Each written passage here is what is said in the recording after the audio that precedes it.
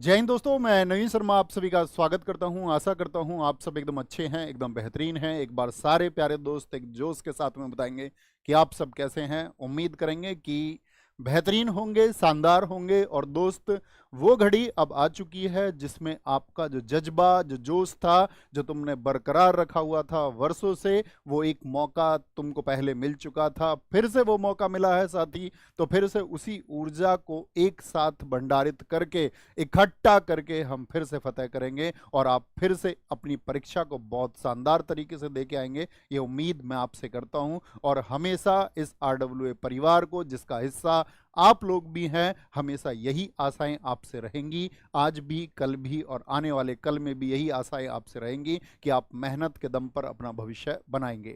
तो साथ ही आप सब लोग जानते हैं, यूपी पुलिस के इस बार के इन 60,000 से ज़्यादा पदों के लिए आरडब्ल्यूए वैसे तो वर्षों से आप लोगों को कक्षाएं कराता आया है, आप लोगों के लिए लगातार प्रैक्टिस वर्षों से होती रही है। लेकिन एक अंतिम समय होता है दोस्त, एक अंतिम पल होता है कि भैया जो हमने आज तक पढ़ा था, अब इस अंतिम समय में हम क्या पढ़ लें, अंतिम समय में हम किन चीज़ों का रिवीजन कर लें। तो मेरे दोस्त, मैं आपसे प्रॉमिस करता हूं और आपको आसान्वित करता हूं कि इस कक्षा, इन 15 कक्षाओं में मैं अपने पेन से और गागर में सागर में अपने पेन से जो लिख दूंगा परीक्षा में, उससे बाहर हिंदी का कोई प्रश्न तुमको नहीं मिलने वाला है। ये मैंने पहले भी तुमको आशान्वित किया था, अब से 6 महीने पहले भी मैंने तुमसे कहा था कि दुनिया भर की कक्षाएं आएंगी आपके सामने, कि अब तुम ये भी कर लो, अब तुम ये भी कर लो, हिंदी साहित्य का ये भी कर लो, उसका ये भी कर लो। मैंने आपको पहले भी कहा था, यूपी पुलिस कांस्टेबल के लिए आपको चुनिंदा चीज़ें पढ़नी है, चयनित चीज़ें पढ़नी है। और अगर उन चुनिंदा चीज़ों को आप पढ़ के तैयार कर रहे हैं तो आसानी से हिंदी के 37 प्रश्न किए जा सकते हैं। आप ही में से बहुत सारे छात्र करके आएंगे, ये मुझे आपसे उम्मीद है। तो 15 कक्षाओं को साथी बहुत फोकस पर आप रखें।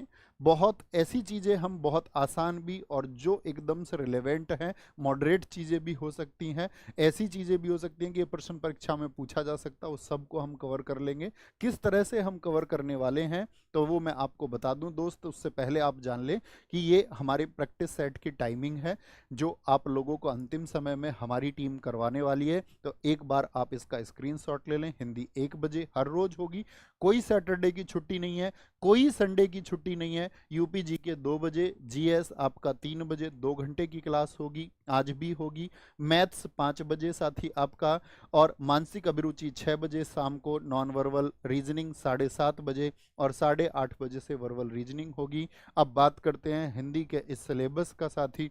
आप लोग जो हमारी स्ट्रेटजी है उसका एक बार स्क्रीनशॉट ले सकते हैं कि आज की कक्षा में जैसे हम संज्ञा और सर्वनाम करने वाले हैं, तो मैं उम्मीद करूंगा कल मेरे साथी विशेषण, क्रिया और अव्यय को पढ़ के आएंगे और यहाँ कक्षा में जितने प्रश्न मैं उनको कराऊंगा उनको वो बड़े आसानी से उत्तर देंगे। तो ये हमारा पूरा शेड्यूल है। 12 तारीख को हमारी ये 15 कक्षाएं खत्म हो जाएंगी।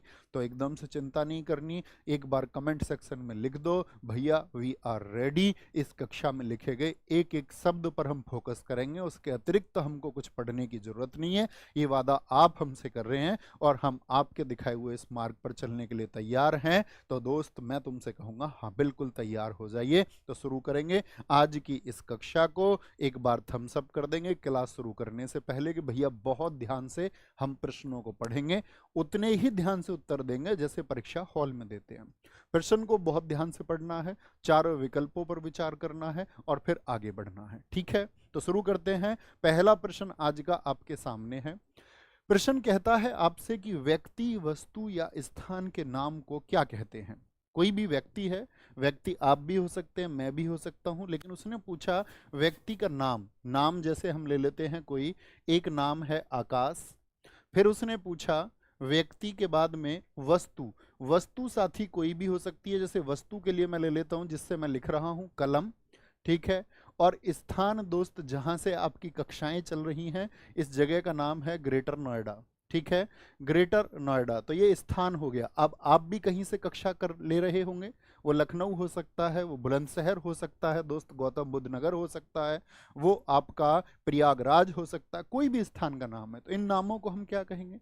तो हमेशा परिभाषा याद रख लेना, व्यक्ति, वस्तु, स्थान, और साथ में एक शब्द और आता है भाव। इनके नाम को हम हमेशा कहते हैं क्या, इनके नाम को हम कहते हैं दोस्त संज्ञा। ठीक है, एकदम सही उत्तर है। आगे आते हैं। प्रश्न है संज्ञा के कुल कितने भेद हैं।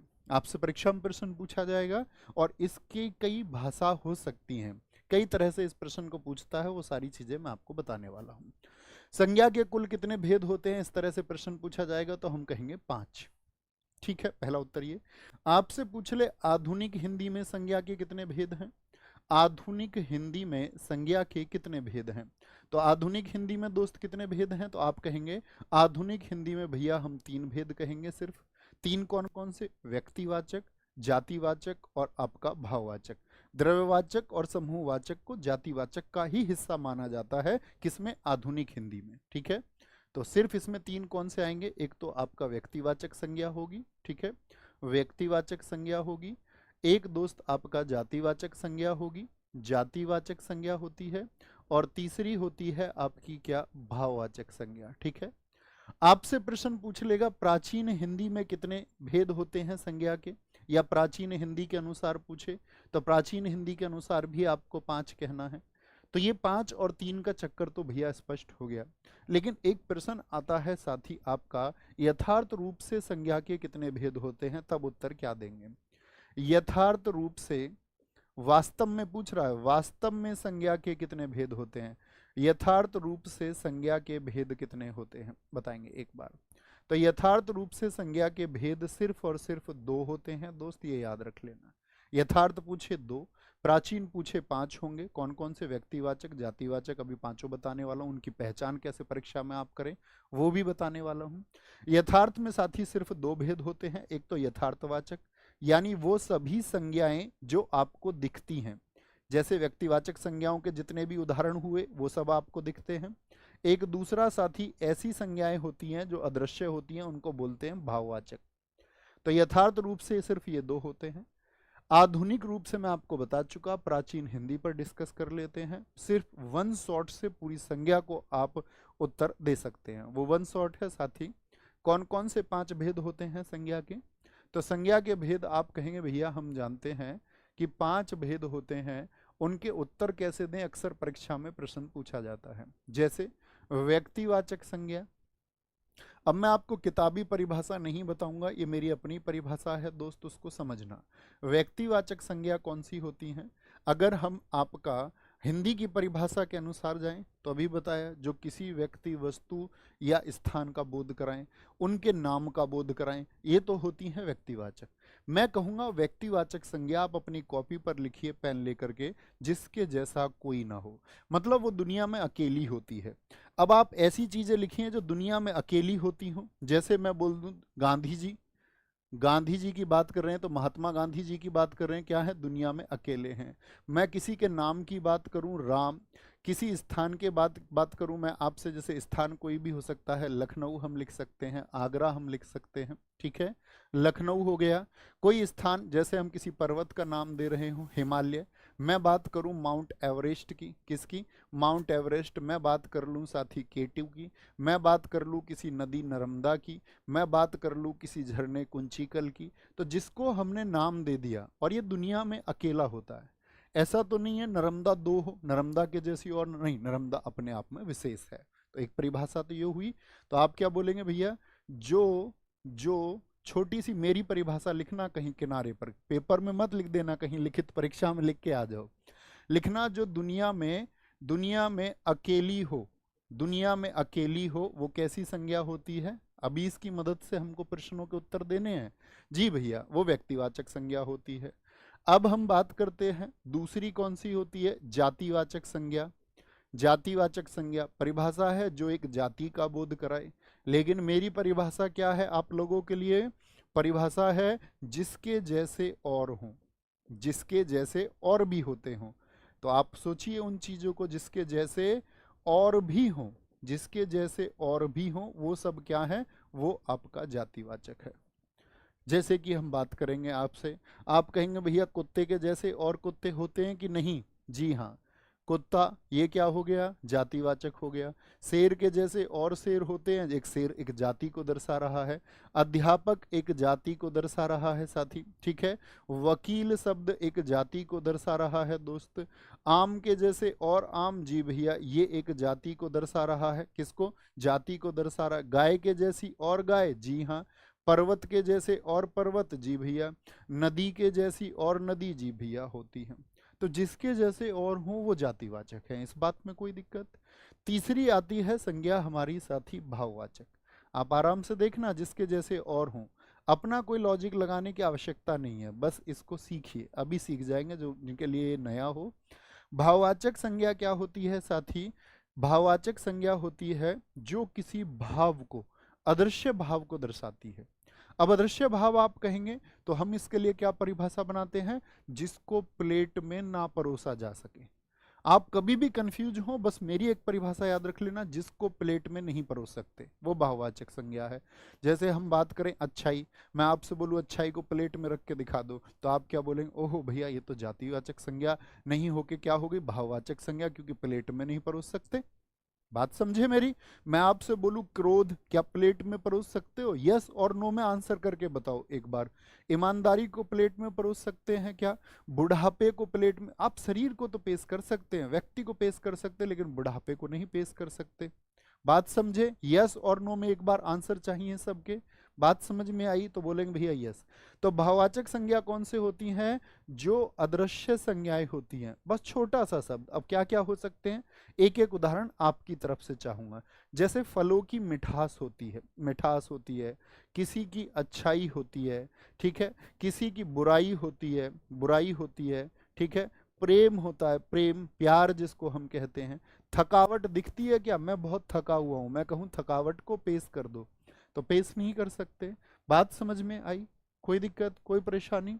तो बहुवाचक संज्ञा क्या होंगी? अदृश्य होंगी। तो ये हुए तीन हमारे, अब इसी को समझना। आगे चलते हैं। चौथी संज्ञा कौन सी है?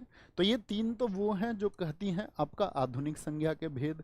जातिवाचक में ही दो भेद आते हैं जिनको प्राचीन हिंदी के अनुसार अलग माना गया। एक कौन सी है? मैटेरियल नाउन, द्रव्य, क्या बोलेंगे? द्रव्यवाचक संज्ञा। द्रव्यवाचक संज्ञा। आप लोग भौतिक विज्ञान पढ़ते होंगे तो दोस्त एक बात पढ़ते होंगे, पदार्थ की कितनी अवस्थाएं हैं, मुझे बताइए। तो आप कहेंगे भैया पदार्थ की जो अवस्थाएं हैं वो 5 हैं: ठोस, द्रव, गैस, बोस-आइंस्टीन, कंडेंसेट, और पांचवी अवस्था जैसे आपकी, मतलब पांचवी बोस-आइंस्टीन कंडेंसेट है, चौथी प्लाज्मा है। तो उस सब में जो आएगा आपका वो द्रव्यवाचक संज्ञा है। तो वो ठोस भी हो सकती है, द्रव भी हो सकती है, गैस भी हो सकती है। जैसे तत्व हो गए, सोना, चांदी, तांबा हो गया आपका। जैसे लिक्विड में पानी हो सकता है, तेल हो सकता है, दूध हो सकता है साथ ही आपका, ठीक है। दूध आदि होते हैं आपके। ये सब किसको दर्शाते हैं? ये द्रव्यवाचक संज्ञा को। बात समझ में आई? और पांचवा भेद आता है साथी हमारा किसका? समूहवाचक संज्ञा। इसका एक उदाहरण आपसे चाहूंगा। समूहवाचक संज्ञा होती हैं जो किसका बोध कराती है? जो एक संघ का या समूह का बोध कराती हैं। किसका? संघ या समूह का बोध कराती हैं। तो यानी एक ग्रुप को दर्शाएंगे। अब ग्रुप क्या हो सकता है भैया? ग्रुप हो सकता है आपका कक्षा, जैसे कि आपकी कक्षा है, इतने सारे बच्चे हैं, ठीक है। एक टीम हो सकती है 11 खिलाड़ियों की, 5 की, 8 की, 6 की, सब तरह की होती हैं। ग्रुप हम कह सकते हैं, ग्रुप शब्द हम कह सकते हैं, जनता हम कह सकते हैं, RWA परिवार हम कह सकते हैं। तो ये भी क्या है? बहुत सारे लोगों से मिलकर जो बने वो क्या है? अब ऐसा नहीं कि लोग ही हों, ये बिल्कुल जरूरी नहीं है। जैसे चाबियों का गुच्छा हो सकता है। तो कहने का मतलब है एक से अधिक हो, एक से अधिक हो, ठीक है। एक से अधिक हो तो क्या होता है आपका? वो समूहवाचक संज्ञा को दर्शाएगा। कोई बात, कोई परेशानी? जैसे कई साथियों ने टोली लिखा, कई साथियों ने हमारे ने आपका सेना लिखा, कई साथियों ने आपका पुलिस लिखा, कई साथियों ने आर्मी लिखा, ठीक है। सभा लिखा कई साथियों ने। बहुत शानदार। इसी तरह के उत्तर मैं आपसे अपेक्षा करता हूं कि आप बताएंगे। तो पांचों समझ में आए? थम्स अप करें। अब उत्तर देने के लिए तैयार हैं? मैं फिर से रिवाइज कर देता हूं छोटे से शब्दों में। व्यक्तिवाचक क्या होगी? दुनिया में अकेली, ताजमहल दुनिया में अकेला। आप बोलेंगे भैया दुकान पे भी तो ताजमहल मिलता, वो असली ताजमहल थोड़ी, वो अपने आप में विशेष है। जातिवाचक जिसके जैसे और हों, जैसे मैं बोल दूं भैंस, भैंस के जैसी और भैंस होती है कि नहीं। मछली बोल दूं, मछली के जैसी और मछली। भाववाचक क्या होगी? अदृश्य होगी, आप प्लेट में उसको पेश नहीं कर सकते। जैसे मैं आपसे क्वेश्चन पूछने वाला हूं यहीं पर, ठीक है, मुझे बताना आप लोग। मैं आपसे क्वेश्चन पूछने वाला हूं, अगर आप इतना सीख पाए हैं तो मुझे बताइए मिठाई शब्द में कौन सी संज्ञा है? मिठाई शब्द में कौन सी संज्ञा है? तो भैया मिठाई को तो प्लेट में परोस सकते हैं, तो यानी भाववाचक संज्ञा तो नहीं है, भाववाचक तो मिठास होती है। तो मिठाई क्या होगी? जिसके जैसे और हो, और जिसके जैसे और हो तो वो क्या हो जाता है साथी? जातिवाचक हो जाता है। क्या हो जाता है? जातिवाचक हो जाता है। ठीक है, यहीं पर मैंने साथी एक चीज आपको बताई, बुराई, इससे भी समझना। बुराई शब्द में भाववाचक संज्ञा है, लेकिन मैं आपसे पूछूं बुराइयां शब्द में कौन सी संज्ञा होगी? बुराइयां शब्द में कौन सी संज्ञा होगी, ये आपसे मेरा प्रश्न है। बड़े समझने की बात है, यूपीएसआई में एक प्रश्न पूछा गया 2021 की परीक्षा में, तो बड़ा जबरदस्त प्रश्न था। कक्षा में हालांकि सिखाया गया था, लेकिन बहुत सारे साथियों को नया लगा। बाद में आया कि भैया इसका उत्तर क्या, हम करेक्शन डाल दें। तो क्या था प्रश्न? प्रश्न था कि बुराइयां शब्द में कैसी संज्ञा है? तो आप कहेंगे जातिवाचक। तो भैया क्या बोल देंगे यहाँ पर? बुराई में तो भाववाचक, तो बुराइयां में क्या होगा? जातिवाचक। क्यों जी? अब हम एक बुराई की बात नहीं कर रहे, अब हम एक से अधिक बुराइयों की बात कर रहे हैं। अब हम बुराइयों के समूह की